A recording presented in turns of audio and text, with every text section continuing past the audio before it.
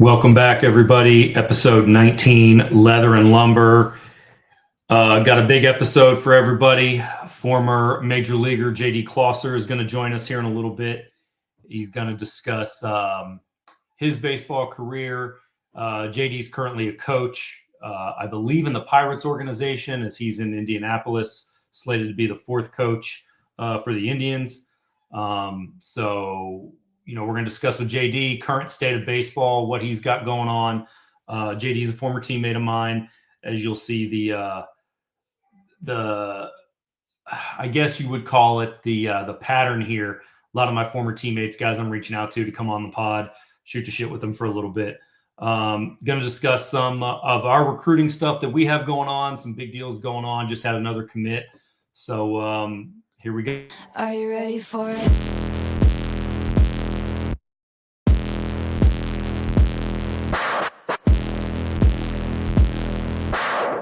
Whoa. Here I come. Oh, here I come. Oh.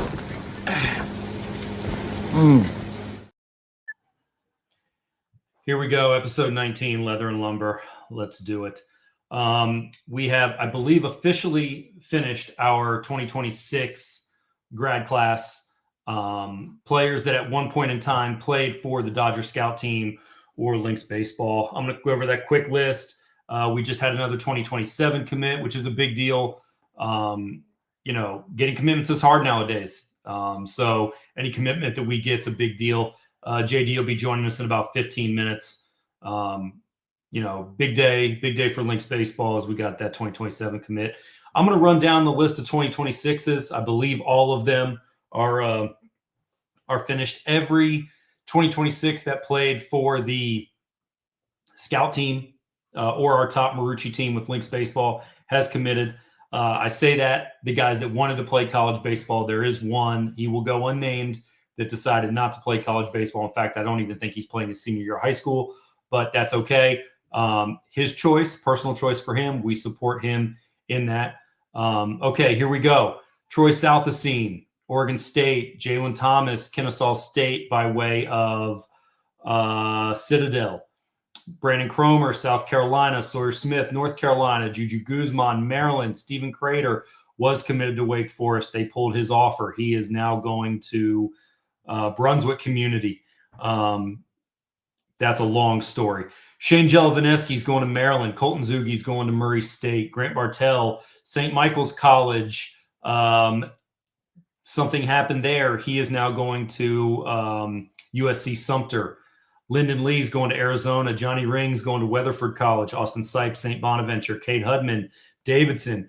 Ricky Sanchez, Miami of Ohio. Gil Krause, Colby College. TJ Francis, Sacred Heart. Max Pressure is going to Yale.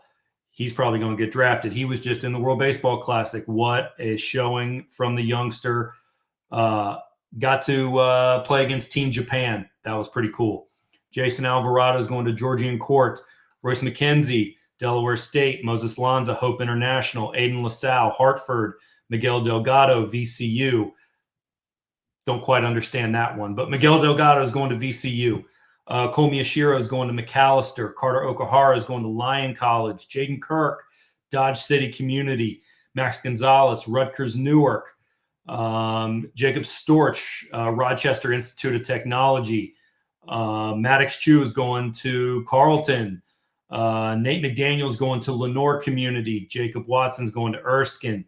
Nick Amador is going to Merrimack. Andrew Helfin's going to Bryant and Stratton. Max Hinchcliffe, Hamilton College. Tyler Abbey is going to Pfeiffer.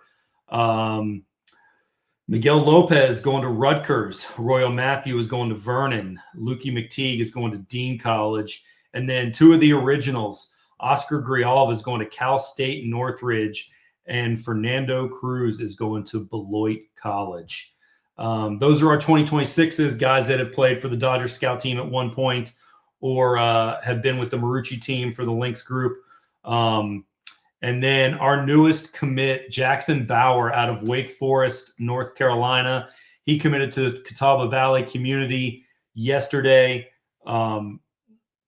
Big commitment. Catawba Valley is a loaded powerhouse. They have been for a long, long time. Put a lot of guys into Division I baseball from the JUCO level Big congratulations to Jackson. Going as a two-way guy, going to hit left-handed arm and play the field. Big left-handed pitcher. I saw him as a pitcher at the higher levels. I'm really happy for him that Catawba is going to give him a shot to be a two-way guy. That's a big deal. Again, just doing what we do, right? Getting guys into school. And we do a really nice job of it. I'm very proud. I'm very excited of our team and of our players, most importantly, right? They're the one that puts in the work. We give them the necessary information that they need to be successful. They're the guys that put in the work. They deserve all the credit. Very proud of Jackson for that accomplishment. Hope his high school coaches take note. Don't think he's gotten any time yet and is one of 4 commits on that team, maybe 5 commits on that team. I don't think he's played a game yet for Wake Forest, who's off to a decent start. I mean, they're an okay team, but just another guy, right? We put him in the position to succeed. He succeeded. He did all the hard work. He did what he was supposed to do, and now is going to realize his dream of being a college baseball player. Jackson, congratulations, man. We're really proud of you. Michael Mendoza out in California, he hit his first home run today. I think he's hitting .430 thus far on the year. A couple extra base hits, throwing guys out left and right. He's having a great start to the year. Some of our other guys, Tyler Abbey's hitting leadoff for Heritage. He's doing great. Jacob Watson's doing what Jacob Watson does, hitting homers and striking guys out. Just a big deal. Most of our other guys are just starting. Cole Miyashiro and let's see, Max Prejda, who's playing in the World Baseball Classic, and then our Davidson commit. Jesus Christ, hold on, Cade Hudman. Sorry, Cade. Those guys down at IMG playing some good baseball. Grant Bartell and those guys, Shane Jelvineski, they're starting already. The rest of the world should be starting pretty soon. All these Northeast guys that we have going. Juju Guzman, I think they open up this week at some point. So excited for Juju to get going. He's poised for a huge year up at Iona Prep in New York. So that's what we got going on. Hope everybody, we're putting the new podcast out that we taped last week. That'll be going up tomorrow morning. Hope everybody enjoys that. What a time for the organization. We are just doing some huge things. Couldn't be more proud of our group. Couldn't be more excited for our guys. This has just been a great time for the org. After what was a rocky winter, to be honest with everyone, real rocky winter, but we've got some guys starting up, some big things going. We got some big news coming along. We're working on some things for our guys. So the one thing that I like to keep everybody updated with is that we are always working for our players. And, that is a big deal, man. That is a big deal. And, I don't ever want anyone to feel like that our players aren't important to us. They are very important to us. They're important to me. I might talk to my wife all the time. And, one of the things that she says is, she loves how important the players are to me and the way that I treat them and the way that they treat us in return, right? She's a part of this as well, right? I'm sure Manny will vouch for us. The players are important to him, right? We work hard for these guys. And, thank everybody that's been along. I just named a list of about, 35 guys. Thank you all for being a part of our journey and letting us be a part of yours. That's a hell of a list and a hell of a group of guys that are, going to play in college. JD is going to be on in a few minutes. He'll probably be joining us in 5. Big things from the World Baseball Classic coming out. USA beat Mexico last night. We've got 6 guys already on to the next round. We're waiting for the 2 to come out of Pool B. I've been reading some comments, and guys, Bryce Harper, I believe, was saying that, he wishes the Olympics would do baseball in 2020, 2026, 2027, whenever the next Olympics are out in LA. That's a big deal. The World Baseball Classic's cool, and I agree with him. It's the World Baseball Classic. It's kind of a newer thing, but the Olympics are the Olympics. Like, to compete in the Olympics, something I never got a chance to do. They did not have baseball in the Olympics when I was playing. Former guest Andy Wilkins got to play in the Pan Am Games for the U.S. So big deal for him, and he'll tell you what a cool experience that was. Just finished up with our development program last week. What a cool experience for our guys. Guys did some really awesome things. And we did a little poll. We're going to announce that probably next podcast. We took a poll, most improved, had 5 different age groups in the development program, and really excited to see the progress that those guys made. Took a coach's poll. We got most improved, all age groups, 10, 11, 12, 13, and 14. And we'll go over that on next podcast, along with what the most improved guys are going to get as far as, we are concerned. But the development program was a huge hit. We saw a ton of guys get better, and that's what we're all about, right? We're about development. We're about guys improving. We have the people, we have the resources, we have the facilities to do it. And now we're really putting it into play. Huge shout out to Millbrook High School, letting us use their field to run the development program. A couple of their coaches are involved with our group. And, it's a big deal for us, right? It's a big deal because it helps having a home field or a home base. It helps us, be able to develop these kids, which is a huge deal. And Ty and those guys over at Millbrook, Dennis, just enormous deal for us. And, we thank them. We support them as well, right? And anything that we can do, and they know that. So big deal as far as the development program goes. Great things happening with the org right now, like I said before. And without further ado, our special guest, former teammate of mine, JD Closser. JD, what's up, buddy? How's it going, Linker? Just another day, my man. A lot of traveling today. That bumpy ride back home was not very fun, but it is what it is. So we'll just jump right into it, man. So 5th round pick by the Diamondbacks in 1998. Not to make you feel old, but that was my freshman year of high school. You're welcome. So let's go through it, man. Drafted in the 5th round by the Diamondbacks. Your career starts.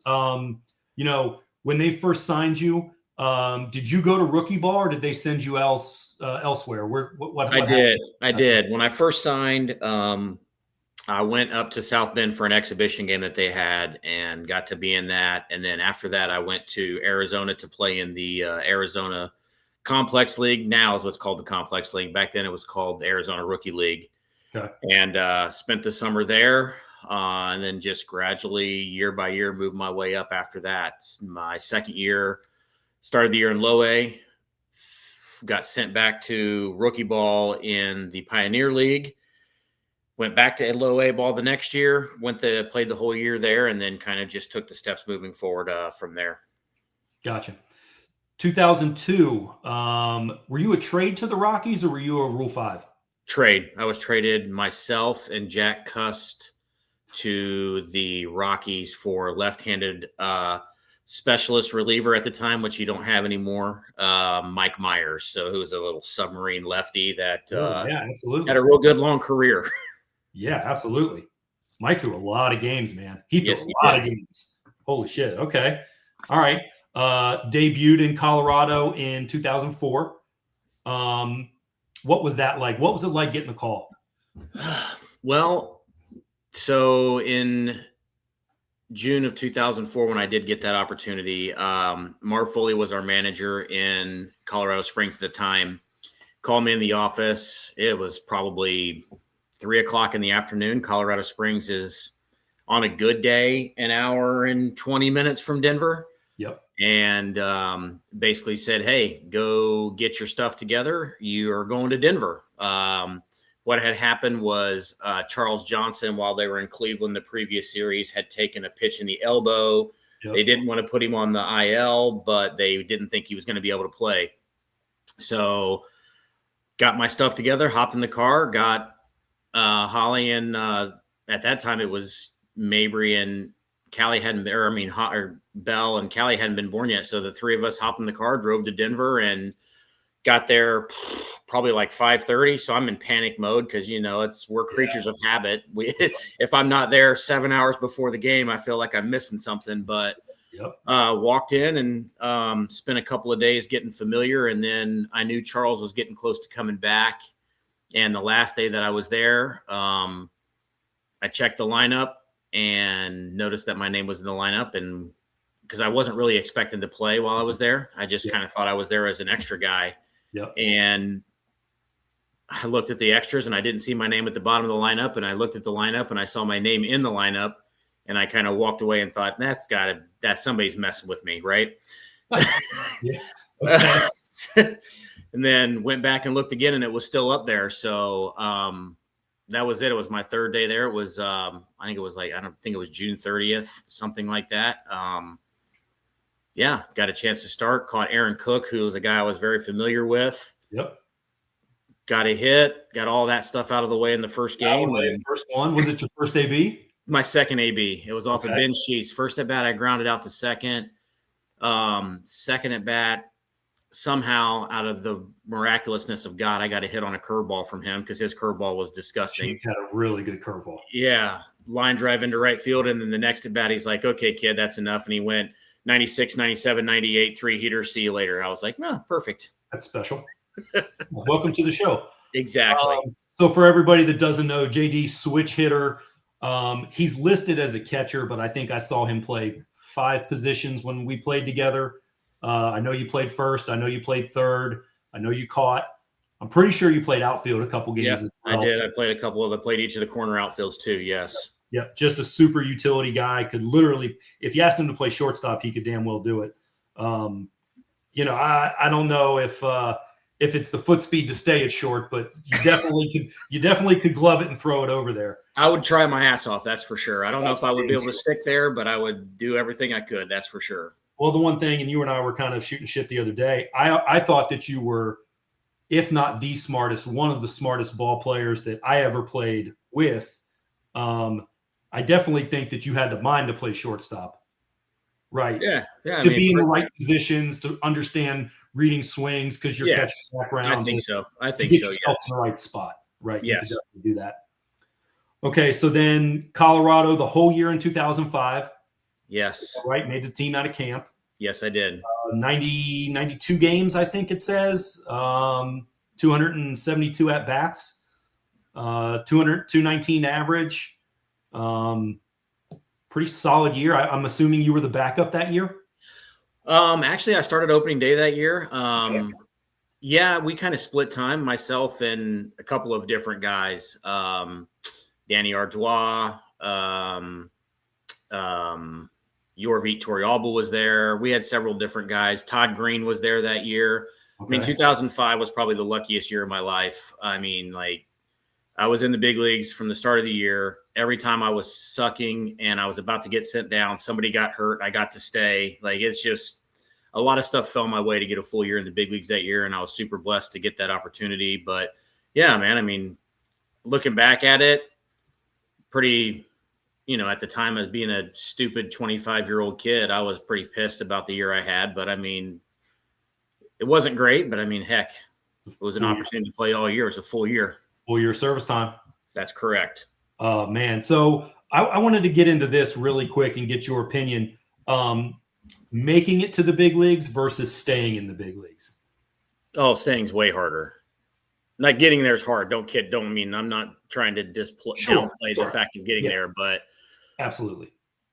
Staying is so much harder because there's always somebody coming for your job all the time. Yep. It's never in the minor leagues. You're playing, yes, there are people coming for your job, but they're really not. When you get to the big leagues, it's every man for themselves in a certain way, I guess. It's very individualized in a team aspect, but there's always somebody trying to take your job from you, and you just have to continue to improve and prove that you belong in order to stay there, which is extremely difficult when you're playing against the best players in the world every single night. Every night. Every night. 2006, split time between Colorado Springs and the big leagues, 32 appearances in the big, or 32 games in the big leagues. And then let's get on to 2007, because that seems like where the roller coaster starts. Yes. The fun aspect called minor league free agency. There we go. Actually, in 2007, at the end of the 2006 season, I was put on waivers by Colorado and claimed by Milwaukee. So I started 2007 with Milwaukee. That's kind of waivers is kind of a weird situation because you don't ever really know that you're put on waivers until you've cleared. Yeah. You know, they don't have to. They don't have organizations. Good organizations do. Yep. But they're not obligated to tell you that they've put you on waivers until you've either been claimed or cleared. Yep. So when I got the phone call that said that I had been claimed off of waivers, I was obviously very unaware that I had been put on waivers by Colorado. Yep. So go to Milwaukee, spring training with them. They had a decent spring, spent the whole spring in big league camp. Come to the end of spring training, it's a numbers game. They did the business thing and kept me till the very end. That way, when they put me on waivers, I would be able to clear because rosters were full. That's part of the business aspect. All about that. I'm all about that. Thanks to the Dodgers for that one. Yes. All right. So cleared waivers, went to Nashville. Yeah, went to Nashville, was there for a month. I kind of respectfully asked Bob Melvin, or not Bob Melvin, Doug Melvin, who was the general manager at the time. Yep. We had three guys there. Vinny Rottino, who was like their super stud, like their super homegrown big prospect guy. We had Mike Rivera, who was an older guy, and myself there, all trying to catch. And there just wasn't a lot of time for everybody. And I just asked respectfully if there was an opportunity if I could be traded. And I did get traded to Oakland at the beginning of May that year, and then spent the rest of the summer in Sacramento with the A's. And then the fun really began the next year with free agency, thinking you picked the right place. You know, I had three teams calling and wanting me to sign me: the Dodgers, the Cardinals, and the Cubs. And ultimately, I chose the Cubs because it felt like at the time of the decision, it was the best opportunity to maybe get a chance to go back to the big leagues. They had Henry Blanco, who had a neck issue, who was hurt. Coy Hill, who was their guy at the time, had a really weird offseason injury where he was doing some things at his house and he had cut 1.5 fingers off. And I remember that. I just thought, wow, I mean, what an opportunity. They're two guys that are in the big leagues. And then they had Giovanni Soto, who was a young kid. I said, what an opportunity to maybe get a chance to be back in the big leagues. And unfortunately, that wasn't the case. Went to spring training. Coy was healthy. Hank was healthy. And went to AAA for a week. They had a org guy that had gotten hurt in spring training that got healthy. And when he got healthy, I got released. I went home for probably 3 weeks, and then I signed with the Yankees. Spent 3 months in Scranton with them. And then Chad Moeller got designated for assignment, and they didn't have room for me anymore. The Yankees released me. I went to San Diego to play in Portland, and played the last month in Portland there that year. And then the next year signed as a minor league free agent with the Dodgers. And I actually spent 3 years there, which was crazy at the end of my career. So for everybody that's listening, that's Scranton, Iowa, Scranton's in Pennsylvania, Iowa, and Portland, all within 6 months. Portland, Oregon. Oregon, yes, not Maine. Portland, Oregon. Correct. All within 6 months. Scranton, decent place to play. Yes. It's not bad. You know, they had redone a lot of stuff there. The home clubhouse and everything had been redone. It wasn't a bad place to play. Cubs? Spent a week there, so it's hard to say. Hard to say. When it was cold, so probably not very fun. Not great. Great place to hit in the summertime, not so much in April. What'd you have being a home guy in Portland? I really liked Portland. I thought it was a cool place, the way the stadium was. sunken down, like underneath the street level. Yep. I liked it. It was fine. I mean, I know there's a lot of guys that didn't like it. I know sharing the stadium with the Portland Timbers soccer team was not ideal, which ultimately ran the Portland baseball team out of there because the soccer was so much of a bigger draw. So much bigger. I didn't mind playing there. I mean, again, it was only for a month, but still. I liked Portland as a visitor. I just wasn't sure how it was as a home player. I didn't spend 5 months there either. I spent a month there. So, I mean, really out of a month, how much are we home? 2 weeks if we're lucky? Yeah, max. So 2009, you signed with LA. Back to AA to start, into Chattown to start? Yes. I signed as a free agent late. I was signed in February with them, went out to camp with no guarantees, was in minor league camp. And at the end of camp, Deshaun Watson, who was a director of player development at the time, basically said, hey, you can go and be on the Phantom DL in AAA, or you can go to AA and back up Lucas May, who was our big prospect catcher at the time, young kid that they had converted. And I talked to Dijon, and I just said, when there's a spot in AAA that opens up, I'm the first option. I'll gladly go play in AA and be ready to play instead of sitting on the Phantom DL in AAA. So went back to AA for the first time in, gosh, at that point it had been 6 years since 2003. 2003, yeah. Yeah. So I went back and played. I had probably 6 weeks there, and then I went to AAA when something happened. I don't know what happened in AAA, but then got a chance to go to AAA.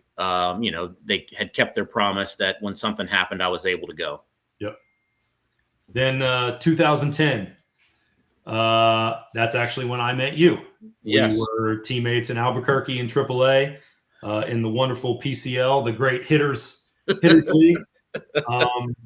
And I remember meeting you and knew you had big league time.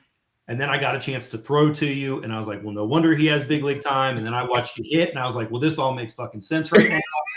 and then I got to be around like you as a baseball guy.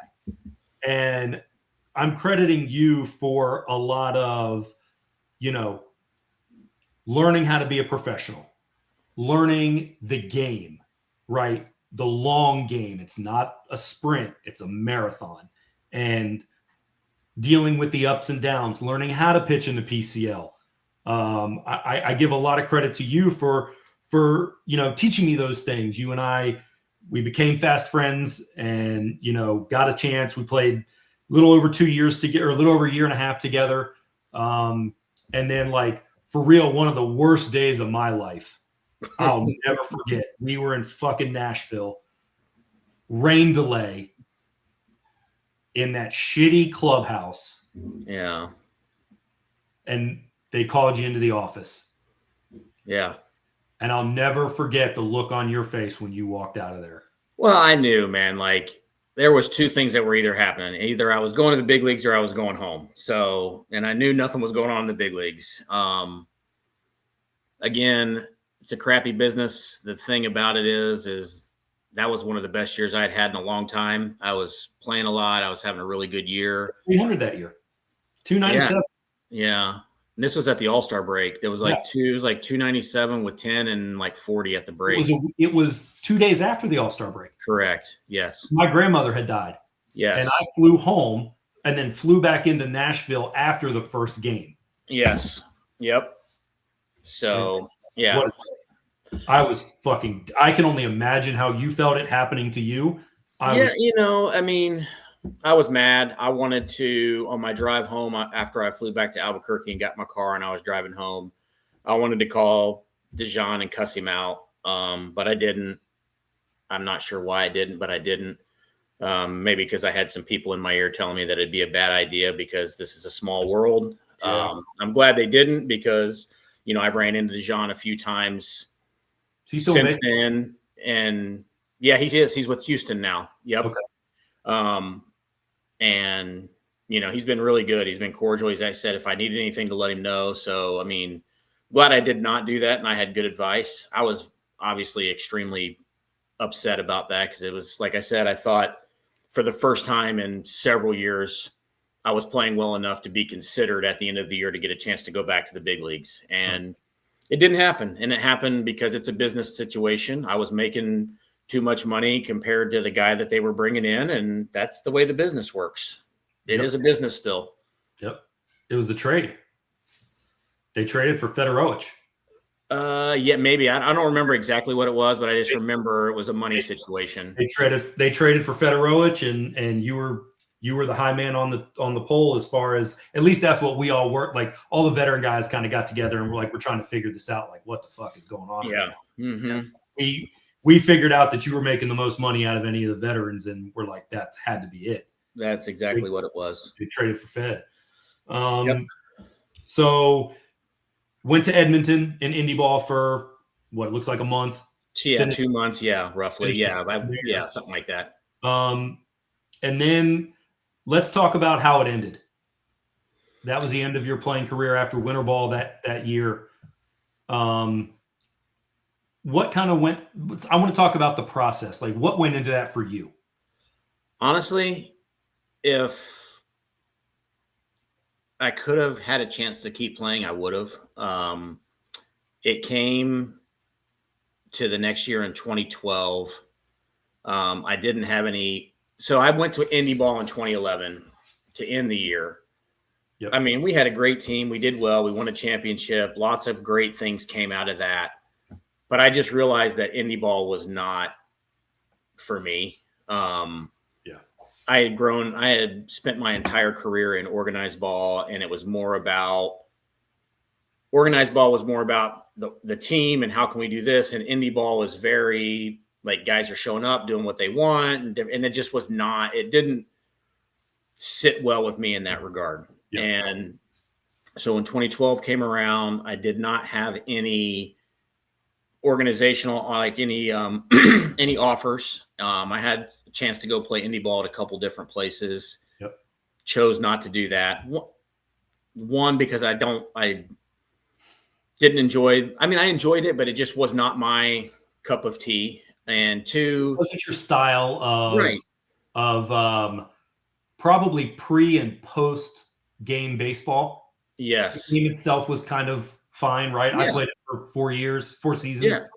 So, like you said, guys showing up, doing whatever the fuck they wanted to do. I can't imagine that set well with you. No, and then it's just like there was no structure to a lot of the stuff, and guys were – it just – look, like I said, it was great when the game was going on. I love competing, but all the ancillary stuff that went around it was just not my style. And plus – I mean, I had a family, I had a house, I had kids, I have a wife. I just couldn't afford to play for what I was going to get paid in independent ball either. I mean, I have a family that I had to provide for, or at least help provide for. And sure, the amount of money that you make in indie ball is just wasn't going to do it for us. Yep. No, I understand. So then the transition comes. Yeah. So then after a month or so of being into the season, so it's probably, I don't know, around May, Holly looked at me and said, okay, you've had enough time to be depressed and be moping around and sitting around in your sweatpants. Like, put your big boy pants on. It's time to do something else. Yep. And obviously, the only thing I've ever known being drafted out of high school was baseball. So decided to open a facility going pro baseball, and had that for 3 years and kind of did lessons and had a couple of teams and different stuff like that to try and keep myself involved in the game. Yep. And then let's talk about the next step, the step that kind of brought you to where you are today. Tell me about your first gig as a coach. Well, that's the crazy part, man. Like, professional baseball, it's way better now with accepting people in that maybe aren't as, I guess, well versed in the professional game as they used to be. So when I was trying to find a job, I basically spent a year and a half, because I knew even though I had the facility, I still wanted to be a professional coach. Like, that's what I wanted to do. So for a year and a half, I'm sending out my resume. I'm calling everybody I know in the game, cold calling people, doing everything I can to try and find a way in. And every time I spoke with somebody, the answer I got for lower level jobs was, we want somebody with experience. Okay. And I'm thinking to myself, I played 14 years. What kind of experience do you really need for a rookie ball hitting coach job or a rookie ball defensive coach job? Yep. So finally, in like November of 2013, Jody Reed, who was the infield coordinator in LA when we were there, got the field coordinator job for the Yankees. And he talked to Travis Barbary, who was the catching coordinator in LA, and said, hey, we have a couple of catching jobs available. Who would you suggest? And Travis put my name out there. And next thing you know, I got a job with the Yankees. And then, of course, after you get a job with the Yankees, 4 other teams call and want to give you a job too. And it's just like, okay, whatever. So that was my job. I mean, I went to Tampa and interviewed, and next thing I know, they gave me the choice of whether I wanted to be in rookie ball or in high A Tampa. I chose high A Tampa because my family wasn't going to be there. And it just was more normal baseball, playing at night and stuff. Yep. And from there, kind of just took off. Spent a couple years in high A, 2 years in double A, and then became the catching coordinator for the Yankees. Nice. So Yankees for what, 4 years, 5 years? 6 years. 6 years. Yes. Okay. And where was your next move to? Then I went to Atlanta with the Braves after the Yankees let me go at the end of the 2019 season. I got the catching coordinator role with the Yankees. With the Braves. And that was the craziest probably 3 years that there was, because it was right at COVID time. Yep. So, I'm new to the organization. We are moving into a brand new complex in Northport, Florida, and we are 3-4 weeks into big league camp, and all of a sudden they're like, yeah, we're all going home. COVID. Yes. Yep. And we go home till July, basically. And then next thing you know, it's like a 10-day ramp up and the season's starting. And then the coordinators were all involved at the alternate site in Gwinnett, and the strangest year of baseball I've ever been around in my entire life. Let's just leave it at that. Yeah. And people still talk about it. They're like, can you believe what we did during the COVID year to get guys ready to play when they had to go to the big leagues? Yeah.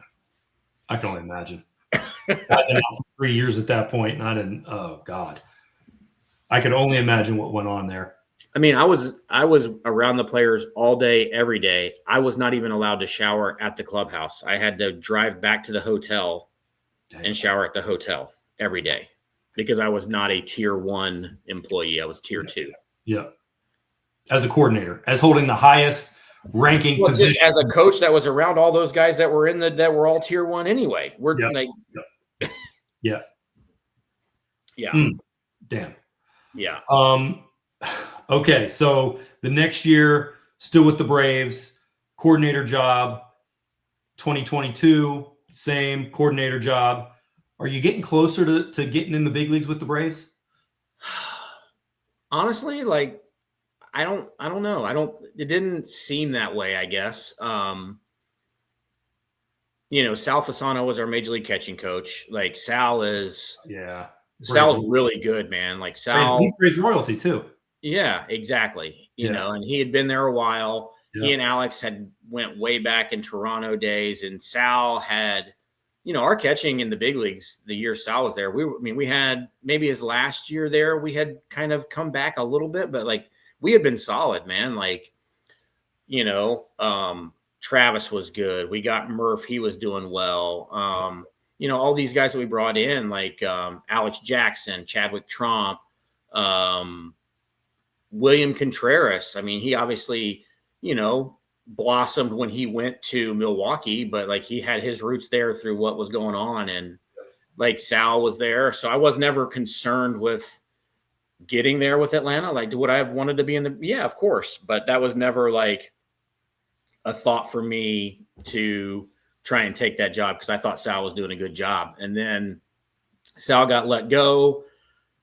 They decided they weren't going to have a catching coach in the big leagues because they were cutting back the staff a little bit in 25. And then at the end of the year, they decided to let me go. And that leads us to now. Correct. Pittsburgh? Correct. Yes. So yes. Tell me how that came about. Man, being a free agent coach is like being a free agent player. Like you feel like you've done enough to get a job. Yep.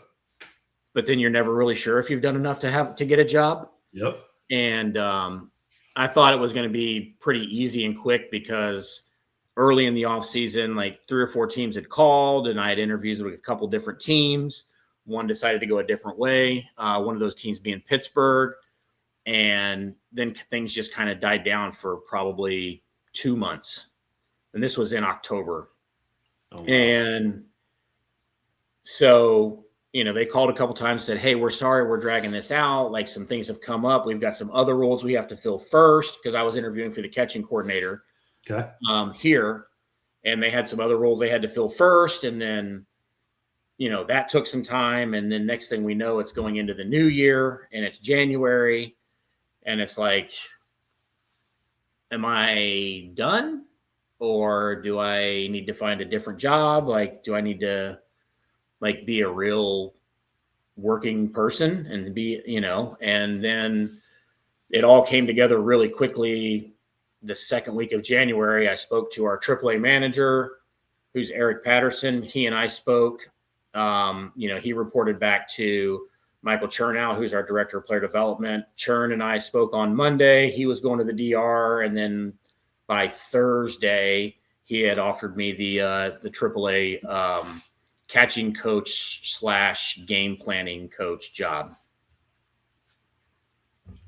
Okay.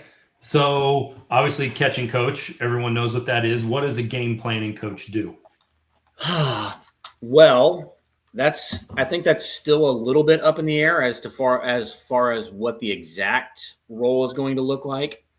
But I believe, from our conversations that we had initially and, here and there, I think it's going to be kind of obviously helping our pitchers and catchers develop game plans for the opposing team as they're going in, helping our catchers follow our pitching development game plans that we have. Because obviously, even though we're in AAA and we're one step from the big leagues, guys are still working on things and trying to do things and get better.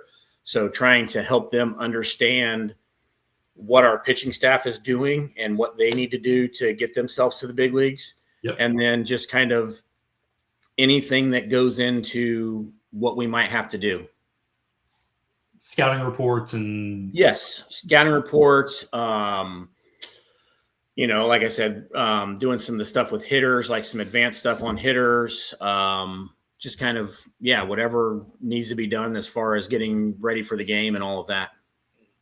And for everyone listening that was here with us from the beginning of the interview, like I said, one of the smartest guys that I'd ever been around. That kind of suits you to a T. Like, there's nobody that could read swings like you could. No one. No catcher I ever played with could read a swing like you could and call the right pitch, the next at bat like you could. That kind of suits you perfectly. And I know it's a little harder doing it from the dugout, but there's enough film and video nowadays that, I imagine if you have enough time, you could cut up a lineup better now. 100%. And I'll be honest, I loved coordinating. It was great. I got to be home whenever I wanted to be home. If there was stuff going on, I could be home for it.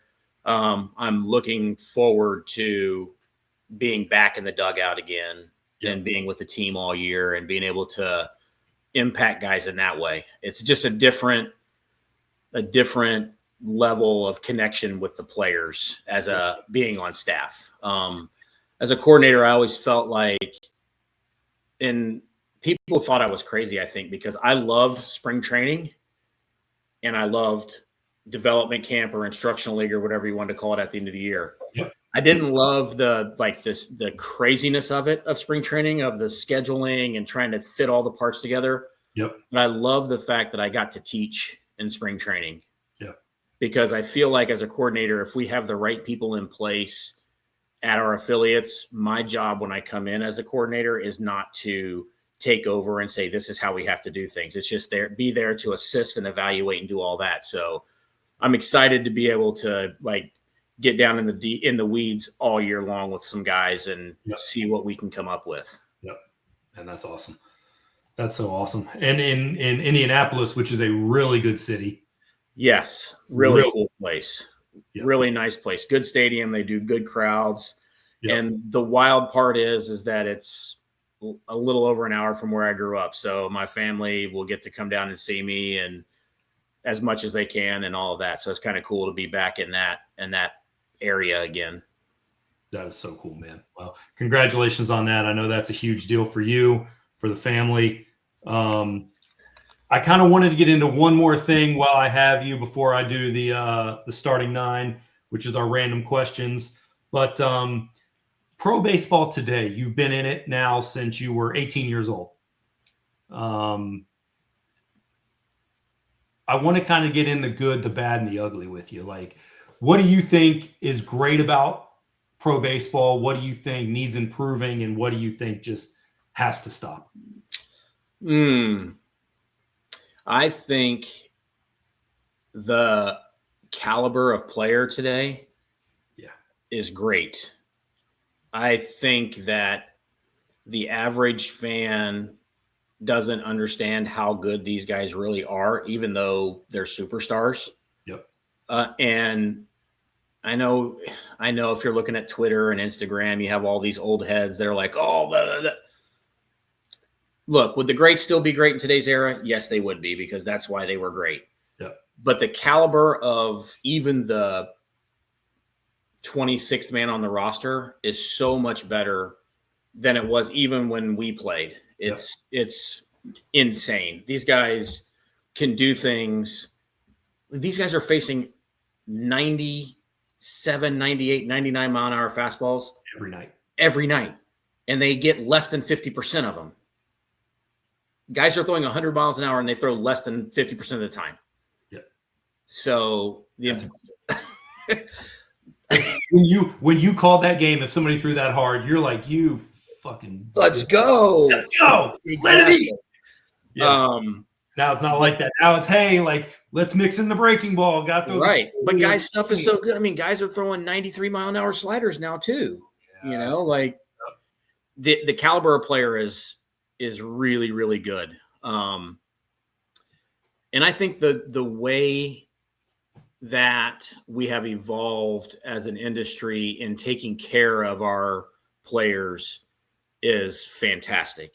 I mean, I'm not trying to downplay what we did, but it was, we got put through the ringer trying to figure out where we were going to live, how we were going to make it work.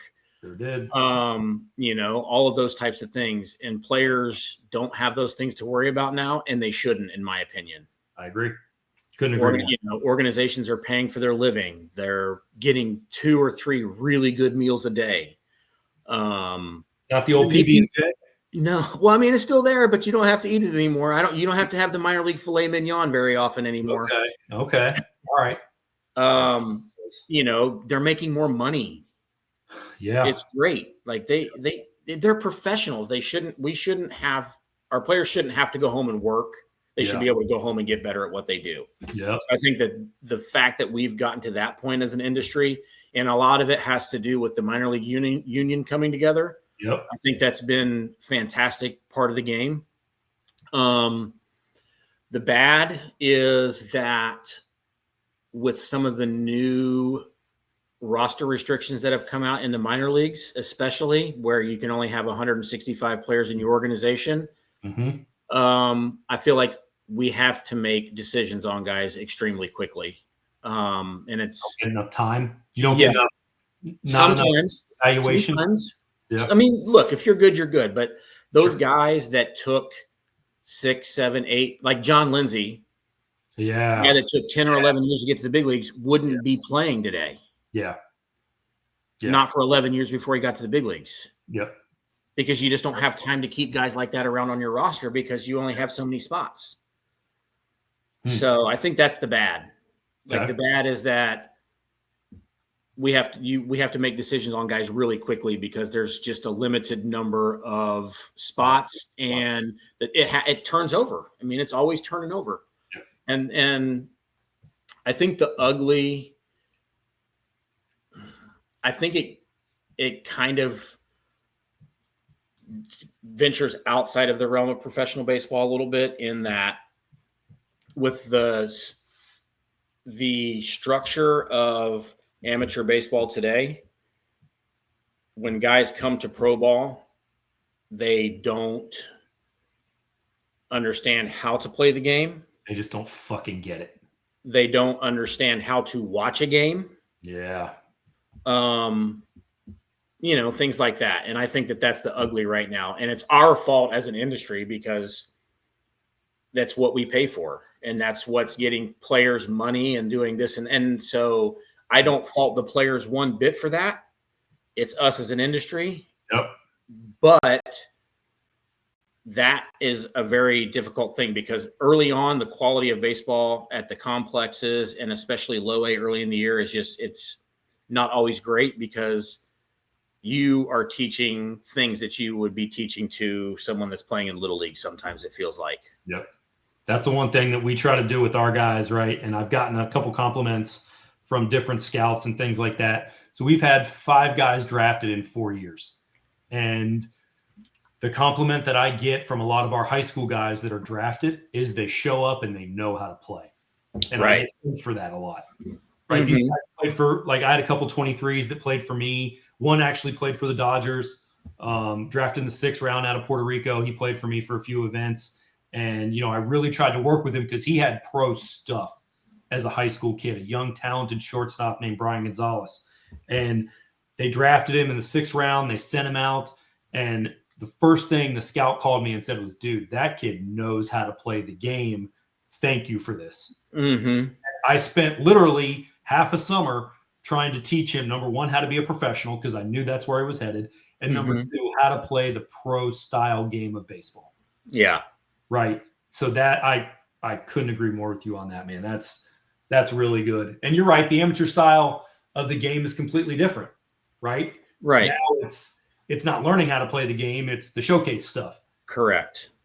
Right? Correct. And look, like I said, I'm not faulting the player at all because that's what's getting them paid. It's the industry. Yeah. And the earning window is so small. Get your money while you can get your money. Yep. Spoken like a true player. I love it. All right. So I've kept you for a long time. I'm going to get out of here on this. I got 9 random questions for you. I only want your playing career because I don't want you to get in trouble or not have a chance to get a job later if you have to answer one of these. Let's see. Favorite major league city you played in? I played well in San Francisco, but I would probably have to say St. Louis just because of the way the fans were. Starting pitcher for them gets a bunt down, he gets a standing ovation. They understood the way the game was. So that was a cool place to go and get a chance to play. That's a great answer. Favorite minor league city? Nashville, easy. Even though it was the last place I ever played, still that's hands down. Like I think everybody would probably. I bet 90% of the players would say Nashville is their favorite place to go in the minor leagues. Nashville's great. Get out of the clubhouse, take the Uber to Broadway. Yeah. Pick your honky tonk. Yeah. Jump on a stool, and at 2 a.m. get you an Uber home. Correct.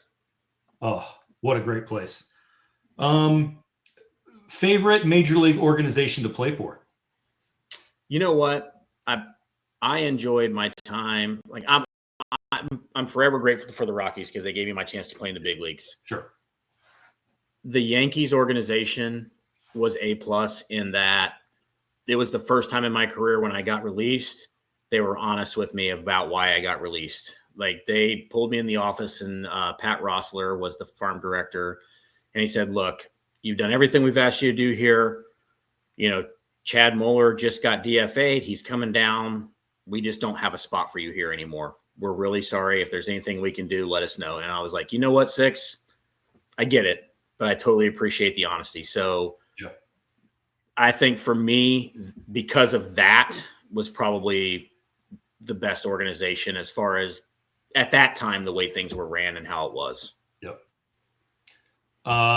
Best manager you ever played for? I think there were two. I'm gonna go with two here. Okay. One was PJ Carey. I had him in AA my first year with the Rockies, and that man had such a passion for the game. It was unbelievable. I mean, he ripped heaters and drank coffee all day long, but he was out there at 2:00 in the Zebulon, North Carolina heat. Oh, yeah. Throwing extra BP, hitting 14 billion ground balls to Clint Barmas. Did he hit him with a heater in his mouth? Yes, most of the time. And I saw him, I can't tell you how many times I saw him go to argue with an umpire, spin move, flip the dip out of his mouth to go get an umpire.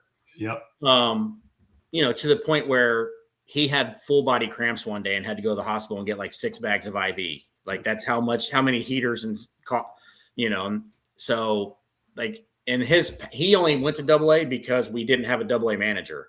His passion was to coach rookie ball and to teach those guys what it was like to be a professional. Yeah. So he was one of my favorites. And then Tim Wallach was another one of my favorites. I loved Wally because at that time as a bench player, he did a fantastic job of letting you know the situations you might be used in. You know, he may not use you, but he would definitely say, hey, if so-and-so comes up in the 6th inning, just be ready. Yep. And to me, that was, as a bench player, there's nothing more you can ask than not being surprised when it's your opportunities. I love that. No, you're 100% right. All right, now to the nitty gritty. Who's your favorite teammate? I had a lot of good teammates, man. You can give me top 3.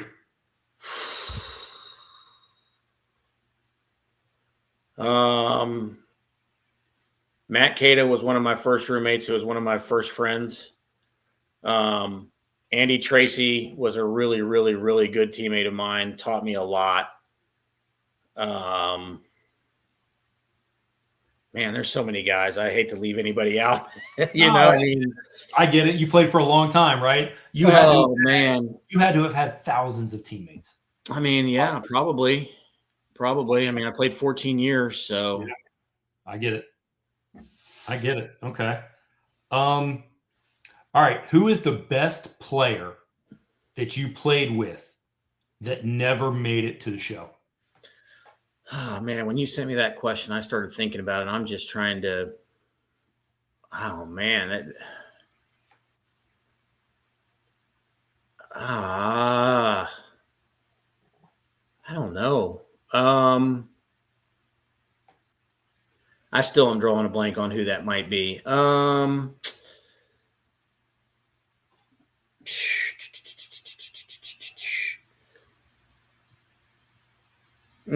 You know what?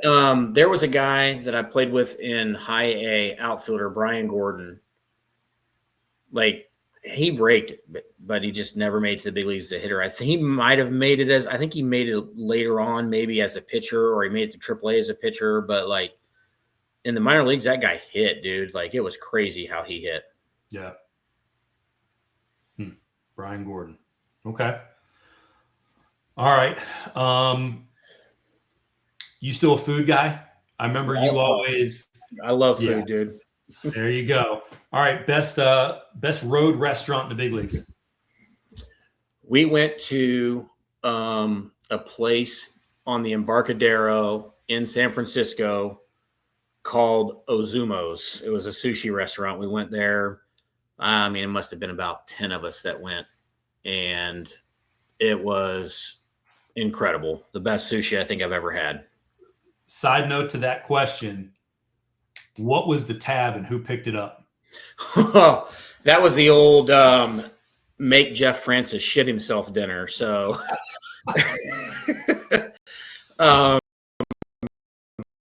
Go ahead, tell the story. there must have been, I think there was about 8 or 9 of us there. So it was me. I mean, there was like 3 or 4 veteran pitchers, 5 veteran pitchers, Francis, Aaron Cook.